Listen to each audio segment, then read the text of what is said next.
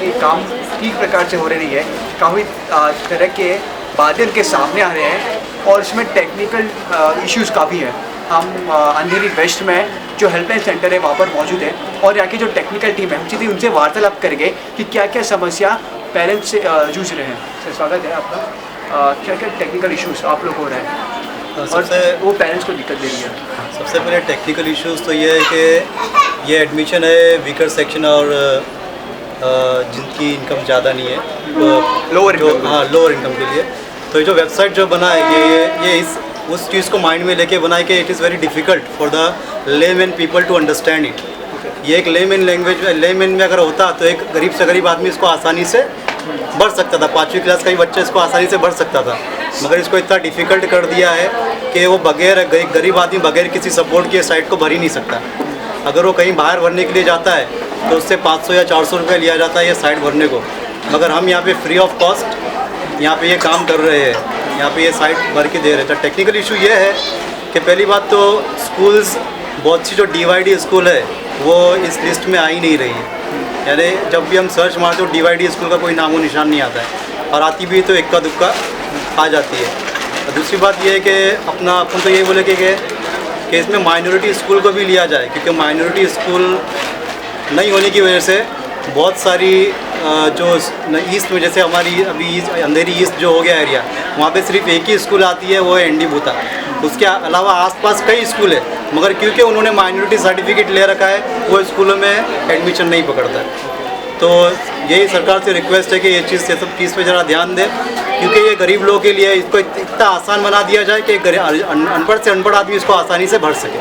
Aunty आपका नाम? मेरा नाम रेशमा पांडे। और जो एडमिशन का प्रक्रिया चालू हो गया है, हाँ। किस तरह से आप ये प्रॉब्लम फेस कर रहे हो? अरे बहुत प्रॉब्लम है, सुबह उठकर आना, बच्चों को लेकर घर का काम करके आओ, 3-3, 4-4 घंटा यहाँ पर बैठो, फॉर्म नहीं चालू होते हैं, ऑनलाइन नहीं चालू होता है, वेबसाइट एकदम स्लो हो जाता है। कभी इनकम सर्टिफिकेट का प्रॉब्लम है तो कभी कुछ नया प्रूफ लेकर आओ, हर रोज़ नया प्रूफ मांगते हैं स्कूल वाले। और जब यहाँ पर से हो जाता है वहाँ जाओ तो बोलते हैं हम लोग को नहीं मालूम है, ऑनलाइन बंद हो गया है, वहीं पर जाओ जहाँ से आप लोग ने एडमिशन करवाया। बहुत हम लोग को प्रॉब्लम होता है। कितने दिन से ये चक्कर में आप फंस चुके हो? 1-1.5 हफ्ते से हम लोग दौड़ रहे हैं, रोज़ यहाँ पर आकर बैठते हैं। कभी फॉर्म नहीं है तो कभी ऑनलाइन बंद हो गया है, कभी स्कूल नहीं है, एक ही एरिया में एक ही स्कूल है, एक से ज़्यादा स्कूल आती ही नहीं है ऑप्शन में। सोचना पड़ता है कि कौन सी स्कूल में बच्चों को डालें, जब सोचने के लिए 2-3 स्कूल ही नहीं है, एक ही स्कूल है, तो मजबूरन फिर वही स्कूल में डालना। क्या मांग करते हो अब सरकार, प्रशासन से और एजुकेशनल डिपार्टमेंट से? हम लोग का ये है बोलना कि जैसे अमीर घर के बच्चे पढ़ते हैं अच्छे इंटरनेशनल स्कूल के लिए, हम लोग इतनी बड़ी डिमांड तो नहीं रखते, लेकिन कम से कम 5-6 स्कूल का तो ऑप्शन आना चाहिए। आपका नाम? मेरा नाम रफ़ीक शेख। और रफ़ीक जी, आप यहाँ पर आए हो हेल्थ सेंटर में, तो किस तरह का प्रॉब्लम समस्या से आप जूझ रहे हो? ये बच्चों के एडमिशन के लिए जब हम लोग को मालूम पड़ा जिस हिसाब से, और हम लोग कम से कम 1 से 2 महीने से इसमें मतलब भागदौड़ कर रहे, और उसके लिए इनकम सर्टिफिकेट वगैरह और जो भी प्रोसीजर पूरा करना है उसके लिए भागदौड़ कर रहे हैं। और ये वेबसाइट के बारे में तो हमें कुछ भी नॉलेज नहीं है उसके बारे में।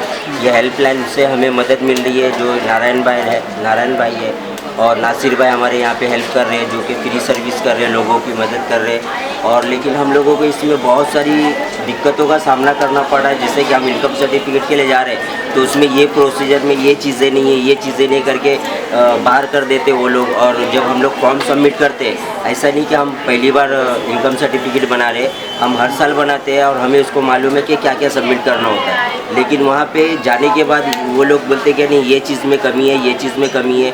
और जब वहाँ पे वेरिफिकेशन के लिए जब वो मैडम बैठती है, वो तुरंत हमको हाथ में देती है वेरिफिकेशन करने के, और 1-2 नंबर में हमें विंडो में जमा करना होता है। लेकिन अभी यहाँ पे सिस्टम ऐसा चल रहा है कि 1 तारीख को मैंने फॉर्म सबमिट किया और मैडम ने कहा कि आप 7 तारीख को आइए, फॉर्म उन्हीं के पास रखा हुआ है, और 7 तारीख को फिर हम जा रहे हैं तो वो फॉर्म हमें वापस रिटर्न दे रही है कि आप जाके सबमिट करिए।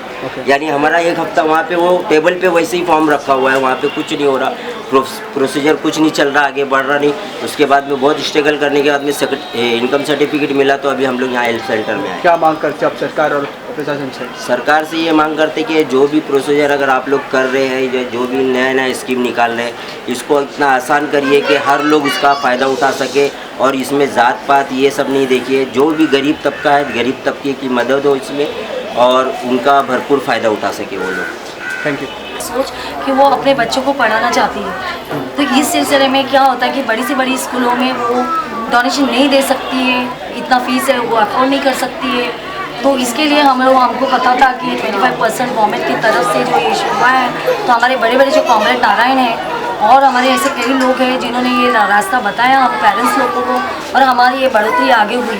उसके बावजूद में भी 2014 से लेकर 2015 के पेरेंट्स लोगों को आज में एडमिशन नहीं मिला है, उनके बच्चे का पूरा फ्यूचर ख़राब हो गया, वो बच्चे नहीं पढ़ पाए और वो लास्ट टाइम वो बच्चा अभी भी ट्राई में ही है। क्या मांग करते हो आपकी सरकार से? हम सरकार से यही मांग करते हैं, जो हमारा अधिकार है 25% जो गवर्नमेंट ने हमारे को दिया गया है, वो इजीली हमको वो एडमिशन का हमको इजीली दे। हमको किस तरह की दिक्कत से आप जूझ रहे हो? ये जो एडमिशन प्रक्रिया चालू हो चुका है, राइट? किस तरह का प्रॉब्लम आप फेस कर रहे हो? प्रॉब्लम यही है, बच्चों को इतनी सर्टिफिकेट बनानी पड़ी, धक्के खानी पड़ी, यहाँ आके जमा कर दी, अभी भी एडमिशन नहीं हो रहा है इसमें।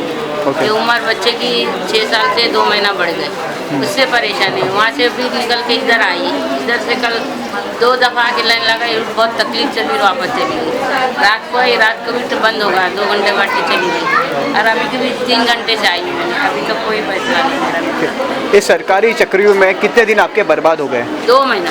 2 महीना सर्टिफिकेट बनाने के लिए ये चक्कर करते करते 2 महीना हो गया। जो हमारे एजुकेशन मिनिस्टर है, सरकार है, प्रशासन है, उन सब क्या मांग करती हो?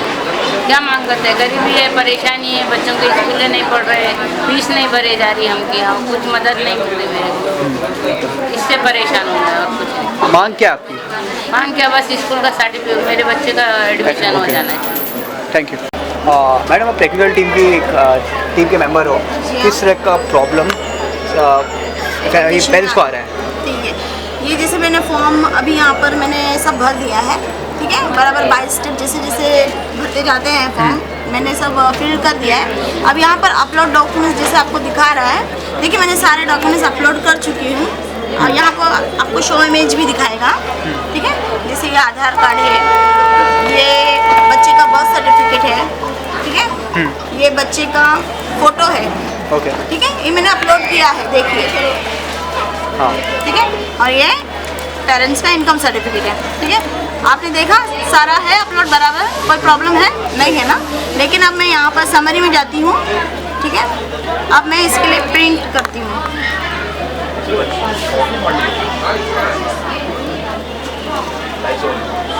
ये देखिए प्रिंट, जब मैं प्रिंट निकालने जाती हूँ तो फोटो ही गायब है।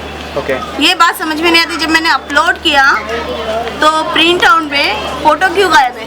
तो ये वेबसाइट का फेलियर है, विफलता है। ओके जी हाँ। अगर प्रिंट में फोटो नहीं रिया तो क्या प्रॉब्लम्स आती है? ये मैंने ऐसा सुना है कि एक पेरेंट्स वाड़िया स्कूल में गई थी, तो वहाँ पर ये ऐसे ही फॉर्म लेकर गई थी, तो उन्होंने क्या बोला कि फोटो नहीं है ना, तो इसका मतलब फॉर्म तुम्हारा इनकम्प्लीट है, वेरीफाइड नहीं होगा। ऐसा सुना है मैंने, पेरेंट्स आकर यहाँ पर बोल कर गए। तो ये भी टेक्निकल इशू का एक पार्ट है। जी हाँ। Thank you. अब इसके लिए क्या करना है वो सरकार को बोलिए। Thank you. इसके लिए जिम्मेदार पूरी तरह से सरकार है। सर, सरकार, आप एक पॉलिटिकल लीडर हो CPIM के, सो आपके अनुसार क्या रोल सरकार को निभाना चाहिए और वो क्यों नहीं कर पा रहे वे? नहीं, सरकार का दिलचस्पी नहीं, इंटरेस्ट नहीं है। सरकार जो प्राइवेट बिना अनुदानित स्कूल के मैनेजमेंट हैं उनके समर्थन में उनको मदद कर रही है। इसका एक सबूत और भी है, ये कानून आने के बाद में, और ये कानून में से जब माइनॉरिटी इंस्टीट्यूशन को बाहर रखा गया, एग्जाम किया गया, तो मुंबई शहर में अनेक पुराने स्कूलों के जो संचालक हैं उन लोगों ने सरकार के पास उनका जो इंस्टीट्यूशन है वो माइनॉरिटी इंस्टीट्यूशन है ऐसा जाहिर करने के लिए अर्जी दी, और सरकार ने अनेक अर्जियां जो है मंजूर कर दी, यानी कि उनको एग्जम्पशन दे दिया। इसलिए सरकार इस न उस तरीके से प्राइवेट मैनेजमेंट को मदद कर रहा है, तो ये उनका पहला नज़रिया है, और इसके हिसाब से वो करने के काम। जो कुछ भी एडमिशन हुआ है उसमें बड़े पैमाने पे अनुदानित शिक्षण बचाओ समिति ने आंदोलन किया, स्कूल में जाके घेराव किया गया, स्कूल के सामने में डेमोन्स्ट्रेशन किया गया, बाल भवन में घेराव किया गया, वहाँ डायरेक्टर के पास में घेराव किया गया। आज़ाद मैदान में अनेक बार धरना का कार्यक्रम हुआ। मंत्रालय के ऊपर में जाकर के ह्यूमन चेन बनाने का कार्यक्रम हुआ। ये सब आंदोलन करने के बाद में कुछ बच्चों का एडमिशन लगातार आंदोलन करने की वजह से है। तो अनुदानित शिक्षा बचाओ समिति ऐसे पेरेंट्स को मदद करने का काम कर रही है। और ये इसीलिए करना पड़ रहा है कि हमारा पूरा है कि पहले भी सरकार जो यूपीए की सरकार थी उसको भी दिलचस्पी नहीं थी, और ये नई सरकार आई है उसको भी दिलचस्पी नहीं है। उल्टा ये सरकार एक कदम और आगे पिछले साल गई थी, जब इस सरकार ने जो एडमिशन मंजूर हो गया था वो एडमिशन